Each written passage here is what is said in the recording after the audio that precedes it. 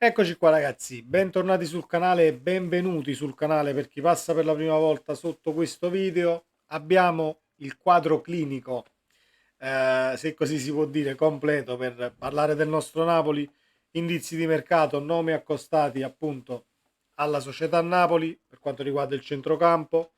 C'è stata la conferenza di Mazzarri pre-Napoli Salernitana di domani, qualcosina da dire c'è anche lì. Partiamo senza indugi. Prima di cominciare vi invito ad iscrivervi al canale per chi non l'ha ancora fatto, attivando la campanella delle notifiche, così restate aggiornati sui contenuti, e andiamo a vedere i due nomi dei quali poi si parla di più. Traoré, ex Sassuolo, in forza al Bournemouth, e appunto Barak della Fiorentina, ex Verona. Mi piacciono i profili? Mi piacciono i profili, assolutamente sì. Però ci sono le incognite dovute all'impiego di questi calciatori. Traoré ovviamente ha dalla sua attenuanti per quanto riguarda infortuni e la malaria che ha dovuto curare. Ovviamente è una condizione fisica, è una malattia che eh, richiede un tantino di tempo per debilitazione, cura, eccetera, eccetera. Ovviamente parliamo di un calciatore che ha all'attivo poco più di 300 minuti giocati, 3-4 partite nel complessivo. Sono poche, quindi ci si potrebbe aspettare una partenza diesel, diciamo, di questo calciatore che possa trovare minutaggio e condizione fisica nel tempo. Napoli che sta valutando la formula del prestito perché, come, eh, come è facile dedurre, non c'è ancora il sostituto di Mazzarri per giugno, quindi fare un mercato in base ad un allenatore che deve arrivare ma non si sa chi è, potresti portarti in rosa calciatori che diventano esuberi poi a giugno e devi ritornare, li devi rimpiazzare di nuovo, e quindi sarebbe controproducente. Fatto è che siamo lenti nelle trattative sicuramente, però molto probabilmente è dovuto alla non progettualità futura, quindi metterti pali della luce, come si dice in rosa, non serve praticamente a niente.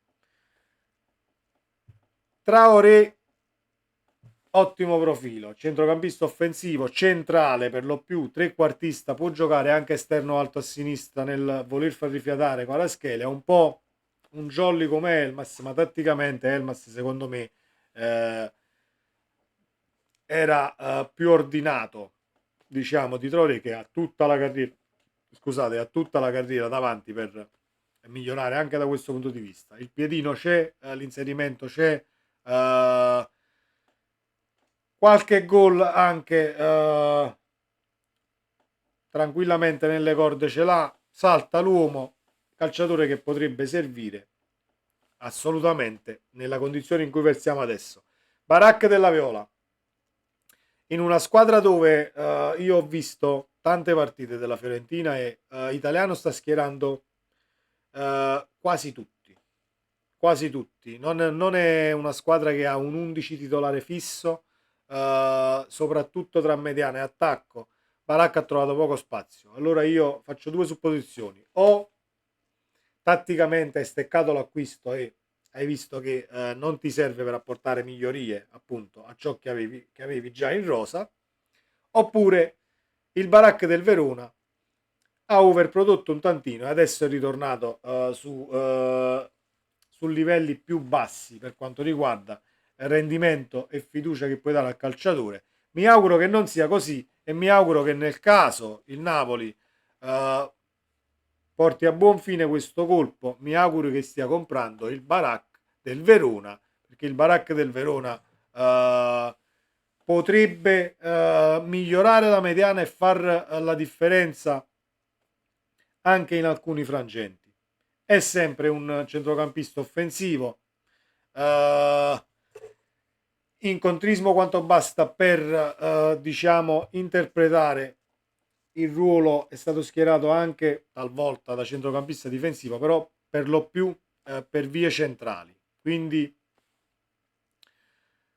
vedremo l'applicazione tattica, perché più guardo i profili che vengono accostati al Napoli, e più inevitabilmente penso a un centrocampo più folto, non con tre uomini. Poi che sia un 3-4-3, un 3-5-2, un 4-2-3-1, mettetela come volete. Sono comunque centrocampisti centrali dove ovviamente hai Lobotka, non hai il sostituto perché Demme fuori da qualsiasi progetto, anche se quando viene schierato, quel paio di volte che viene schierato in 50 anni, comunque la partita se la fa, e le caratteristiche le conosciamo. È un regista fisicamente, ovviamente l'abbiamo visto, non è il centrocampista da uomo a uomo, da marcatura stretta, da incontrismo, ma è uno che dovrebbe dettare i tempi di una squadra. Però ovviamente è ai margini di tutto, e forse il Napoli si sta parando anche da quel punto di vista, prendendo centrocampisti che possono interpretare ruoli centrali piuttosto che laterali, mezzali, eccetera, eccetera. Ha parlato Mazzarri, vedremo poi, concludo, vedremo poi se il Napoli li prende tutte e due, o sono trattative come quella di Samardzic che ieri si affonda, domani si firma, oggi è in stand-by, dopodomani arriva la Juve, quindi sono nomi che, accostati al Napoli, con trattative che sembrano avanzate anche da dichiarazioni di Marzio, gli stessi Santoni del calciomercato, che quest'estate ne hanno steccate già tante, quindi cominciano ad essere quasi irrisorie le fonti, però vedremo. Per quanto riguarda la conferenza di Mazzarri, si comincia, almeno per quello che ho visto, si è cominciato a dare le colpe a qualcuno. Mazzarri comunque chiede ai tifosi il massimo supporto per domani, in questo momento dove la squadra ha bisogno comunque di essere supportata, e fin qui non fa una piega, e sono d'accordissimo. Si parla del gioco aereo e gol presi, diciamo, per colpi di testa. Abbiamo Ostigard che secondo me tra i quattro centrali che abbiamo di testa è il più forte, però Mazzarri si rifà poi una cosa in fase difensiva, una cosa in fase offensiva, e si rifà alle palle che comunque arrivano giocate, diciamo, non di testa ma palla a terra, e il Napoli nei centrali che ha non riesce a leggere le azioni in inserimento e comunque si prende il gol. Quindi domani Juan Jesus Rachmani, si è capito? Si è capito che domani ci sarà la stessa linea difensiva di sempre. A quanto leggiamo dalla conferenza, Mazzarri ha goduto perché ha potuto allenare e parlare con la squadra, anche se è contrario ai ritiri, però di necessità virtù. Credo che qualcosa si sia limato a livello di malcontenti, ci si sia confrontati, perché poi secondo me lo snodo è quello: ci si deve confrontare da persone adulte, perché i ritiri gestiti così sono per persone di età inferiore, ecco, mettiamola così, ma parliamo di uomini adulti, quindi a livello mentale, a livello di nervosismo, un ritiro potrebbe essere controproducente. Però se è un ritiro che è andato a favore del confrontarsi e chiacchierare tra tutti i calciatori e la società, l'allenatore, eccetera, ben venga. Ma questo lo vedremo domani in campo, perché poi il campo non mente. Mazzarri dice col Torino mi prendo tutte le colpe, ma se andiamo a vedere la partita col Monza, abbiamo creato comunque palle gol, non abbiamo buttata dentro, è finita 0-0. Ci mancheranno 4, 5, 6 uomini rispetto alla partita con l'Atalanta. Comincia un attimo ad andare sugli infortunati e sulla rosa che non ha, che ovviamente è un dato di fatto che numericamente sei molto ma molto corto. E Per quanto riguarda le chiacchiere che si sono fatte in questo ritiro, molto probabilmente Mazzarri ha esternato qualcosa, ma non vado ad analizzare tutta la conferenza stampa perché voglio vedere poi domani se si quaglia, diciamo, in base alle chiacchiere che sono state fatte oggi. Mazzarri dice: i calciatori hanno vinto uno scudetto, siamo in una posizione di classifica che non rispetta ciò che si è visto l'anno scorso né tantomeno la qualità della rosa di quest'anno, quindi si aspetta che comincino a giocare a calcio, questo è il succo, e si aspetta che appunto ritornino sul pezzo così come lo erano l'anno scorso, ma anche al di là dello scudetto in stagioni passate. Si rifà al non abbiamo Lozano, l'anno scorso c'era Ndombele, quindi qualche pecca diciamo per soluzioni alternative viene evidenziata in rosa. Io posso essere d'accordo su Lozano perché Lozano ti creava quell'alternativa quando ti volevi abbassare e avevi quel calciatore che eh, se ne fregava altamente della difesa schierata, se gli servivi la palla lunga o tra le linee e lui ti andava a puntare l'avversario cercando di creare pericolosità, attendendo che poi la squadra saliva e arrivava in appoggio e diventavi pericoloso. Sono d'accordo su questa situazione, però non possiamo assolutamente appellarci a queste cose per ciò che è stato da inizio campionato, perché va bene che manca Lozano sicuramente, ti volevi rinforzare ma non l'hai fatto, sì, però siamo comunque, abbiamo comunque una rosa, a mio avviso, competitiva al di là di tutto e mi auguro e credo che il problema mentale si sia limato un tantino in questa settimana di convivenza, non lo chiamiamo ritiro perché per me i ritiri sono,